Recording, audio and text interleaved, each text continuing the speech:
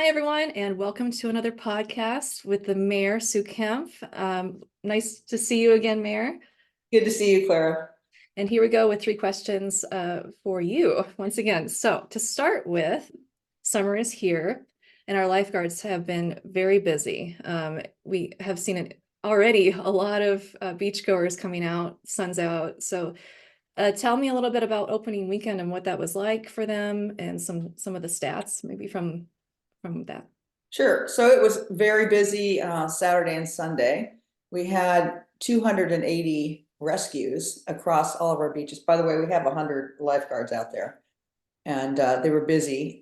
We had 16,000 contacts, which means that they talked to people about proximity to the rocks, the surf, rip currents, things that are particularly problematic on whatever day they're in the water, because the conditions change. So we had Wave Watch out there also. They didn't rescue anyone, but they were out there giving advice. So all in all, busy weekend. They said it's slightly above normal for that weekend, but they are ramping up for the 4th of July. I talked to Kai Bond, who is in charge of marine safety. He's the interim director of marine safety, and he was telling me that, yeah, we're getting ready for the 4th of July weekend. We're going to have everybody on there, out there, and we're also going to have the boat out there, and I'll be ready to go. As we know, we get inundated on the 4th of July.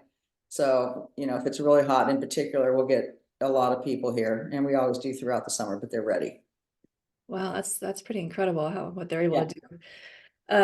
And another thing that's happening in July is that CR&R is going to take over the waste hauling business for the city. And this week, there were some meetings that the city held for residents, answering questions and things like that. I know there's one coming up on Saturday, so if residents wanted to attend, what are some things they need to know and changes to the service in general? Right. So we did have a town hall meeting. It's more of an informational meeting than what I would call a town hall. They had about 45 people there. I think it went, relatively well. CNR was, kind of running the meeting.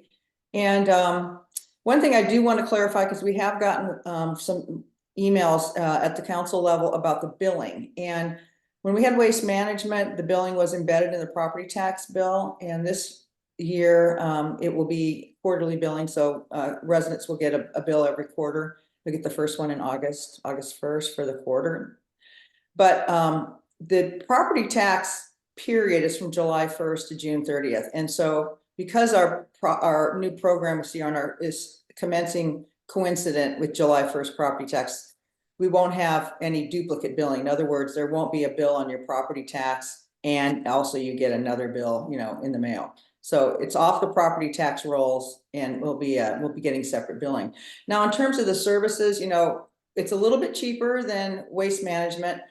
Also, we get more composting, we get more shredding opportunities and we get more bulk item pickups, 4 versus 2. So I think all in all, the service that will be provided will be enhanced versus waste management. So we're looking forward to it. The next meeting is on Saturday, so tomorrow at 10 o'clock at City Hall. We're going to try to televise it if we can. They're kind of hard to televise when you have kind of informational meetings, because people aren't at the dais. They're kind of walking around the room, or it's a little bit different format. Okay, so people can look out for that if they want to show up in person, or maybe it'll be televised on Right. from the city website. That's right. In YouTube. And YouTube, which is I hate to say, probably better than the city website. It's easier to navigate on YouTube because you can slide it around and go to the topic that you want to go to more easily. That's right. And another thing that will be televised on YouTube will be your city council meeting coming up on Tuesday. That's right. What are some of the things that you'll be discussing ahead? Well, we don't have a super big agenda.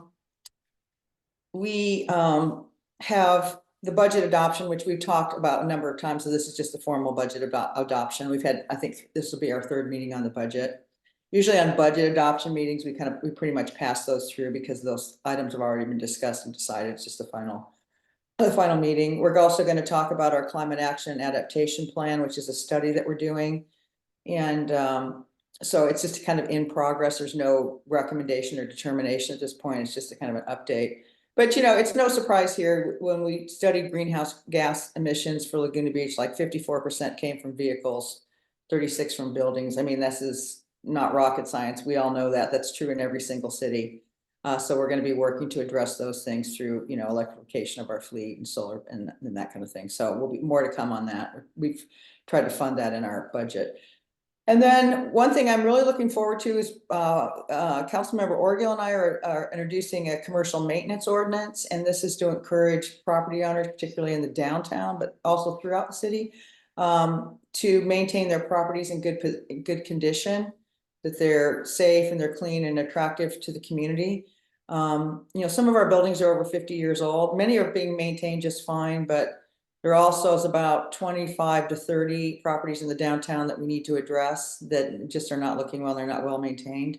But we're going to put some incentives in. We're going to, you know, waive the business license fees for a year, and we're going to give them some break on their community development fees and permitting fees once the project has been completed. So what we're trying to do with this is try to, you know, beautify our town and get people who own buildings to take responsibility for them. So we're trying to do an incentive-based program. So there'll be some education first to the property owners, and after that, then code enforcement will go out and start working with some of these property owners to get them, you know, get them to start working on their property. So I think, you know, overall, I think it's going to be a real good program, and I think it'll be well received by the community. I'm going to try to give it a name at the council meeting, like a umbrella name, like, I don't know, Charm Challenge or something like that, and put not only that in there, but we're going to try to do a better job on our signage and a better job on our kind of landscaping throughout the town, so that just makes the town